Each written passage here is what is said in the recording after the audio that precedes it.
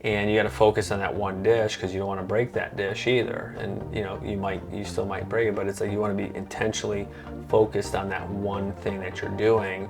And it just resonated with me because obviously I can put myself in that, my 15-year-old self. All right, welcome to the Level Up Ministries podcast. My name is Joey Bonfiglio. And I'm Sandy Bonfiglio. So all of our podcasts are about leveling up our relationships, our faith, our health, our mind. In today's episode, we are going to continue in Joe's book, How to Build a Level Up Mindset. Last episode, we talked about flipping the script, so changing our thoughts and our perspective. And today's episode is all about choosing your avatar. So at the beginning of your book, you refer to a story about our children. So we have 3 children who all love to play Fortnite. And so you refer to them and how in their video game they choose an avatar. So can you tell us a little bit about why that was the first story that you included? Yeah, so it's interesting. As I was sitting down to write the book, they were actually playing, and it reminded me of when I was a few years prior when I was going through my transformation journey, and I was trying to change my mindset and habits and just how I perceived and kind of walked through the day. And so one of the things that was interesting was, I was visualizing, Jesus actually with me. It's, obviously we know Holy Spirit and Jesus is always with us, but what would that look like if he was really with me as a friend in human form? Mm-hmm. So I would visualize him a few steps behind me where I couldn't see him. He was kind of out of my peripheral, like a friend would be kind of following you into a store or whatever. So I kind of had that mindset. And so if I was stopped at a gas station for a coffee, I'd open the door and hold the door for somebody, or just be just extra courteous more than I would normally be, and just trying to have the heart or act as if I was him, mm-hmm. To an extent.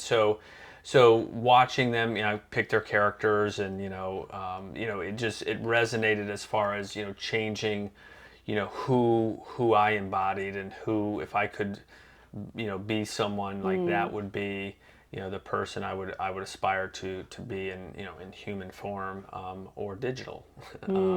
So that was kind of the genesis of that portion of, and it helped me. It was another tool in my tool belt where I was trying to renew my mind, if you will, and it worked. It really did for. Yeah, for me. That's great. That reminds me of, the bracelets that we used to wear, like, what would Jesus do? It's, and just thinking about that as we are trying to emulate Jesus and be, those gifts of the Holy Spirit of patience and kindness and compassion. And, it's like, what would Jesus do? And so really being intentional in our actions. I love that visual. I think that's a great perspective. Yeah. So while I was first, reading that, other than Jesus, of course, who is who the avatar that I want to be closest to, I was thinking, what character, if I was to pick an avatar, if I was playing Fortnite, for example, who would I want to be? I thought about Wonder Woman. I just think Wonder Woman is great. She has this like lasso that she uses, and they say it's like 150 feet, and the people within that are completely protected when she uses that. And I'm like, whoa, like, what power, that's just great. And how she's a princess warrior, and who doesn't want to be a princess warrior? Yeah. She has these cool bracelets that deflect anything. It's like they deflect any type of like lasers, anything that comes to her. She just has this power to just like be able to just push those away. And that's good. Yeah, I just think that she'd just be a great. They have to tell the truth avatar. too. Anyone that she lassos has to tell the truth. Yeah. Which is, yeah. Jesus is the truth of the Bible. Absolutely, he is the way, the truth, and the life. Yes, but yes, that's a good choice. Yeah. But yeah. So that Wonder Woman would be the avatar that I think I'd choose. So how about you? What do you think? Oh, that's a good one. You went superhero. That's if I had to If I had to choose, my favorite movie is The Matrix, one of my favorite movies. So yeah. I would want to be Neo. Okay. obviously he's the one. Not that I'm saying I'm the one, but I'm a huge Keanu fan too. One of the greatest actors of all time. Don't even doubt that. I don't want to hear nothing in the comments about negative Keanu Reeves, because he's the greatest. Okay, but yeah, I mean, I think it would be Neo, just because of his transformation, right? So Yeah. he had to battle through what is real, what is it's the world versus the spirit, Yeah. and he had to make choices. He had to choose, even between saving one or the world, but I think so that would be Yeah, it's a great my choice. and he developed his powers along the way, and I think we all have that power within us too, that um, we don't realize, because a lot of us just kind of walk through the day and are worried about past and future and not in present. Right, right. That's great. So in your book, you also refer to a story about a monk and the importance of being intentional. Yeah. Can you tell us a little bit about that?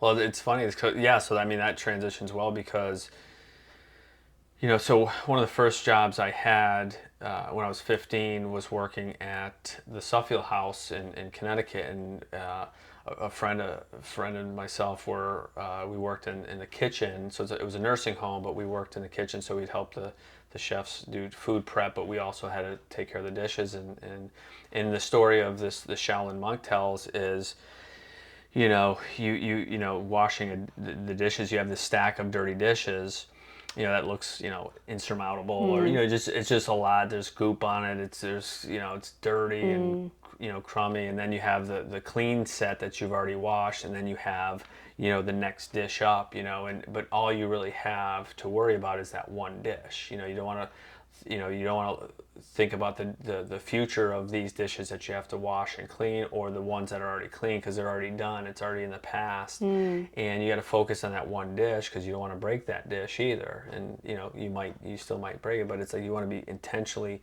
focused on that one thing that you're doing. And it just resonated with me, because obviously I can put myself in that, my 15-year-old self, and just remember, like, oh my gosh, I can't get out of here until I do all these dishes. And that's not always the case. The case sometimes is, somebody else comes in, and you're off doing something else, and they have to finish those dishes. So a lot of times we worry about things that are never going to happen. That's good. And then we look back and go, why did I worry about that stack of dishes when somebody else came in and ended up taking care of them? If I was just focused on that one dish, I could have made that one dish just sparkling clean, and then move forward. So again, it's just another tool kind of in the toolbox of, like, just changing your mindset. And and again, it comes down to perspective. And I say this as if it's easy, and it's not, because everyone's, we're all walking and through life, and we have, the older you get, the more responsibility you have, and whether it's your kids, your spouse, your parents are getting older, there's just so much. The world wants to knock you down. And so just being that intentional, just using that, like, that tool, and it's very, very helpful. Absolutely. Yeah. Yeah, so we just want to encourage you, to get a visual in your mind, whatever that looks like. For Joe, it was Jesus standing behind him and walking with him, but that visual of Jesus, and how we can be intentional and becoming more like him. But I love that, and being present in the moment, that, it's our encouragement that you will just be present in everything that you do, and that you just take it all in, so that you can give your best to that, and help transform your mind in doing that. Great. So we thank you so much for joining us today. And hopefully we'll see you next episode. Thanks for joining. Bye-bye.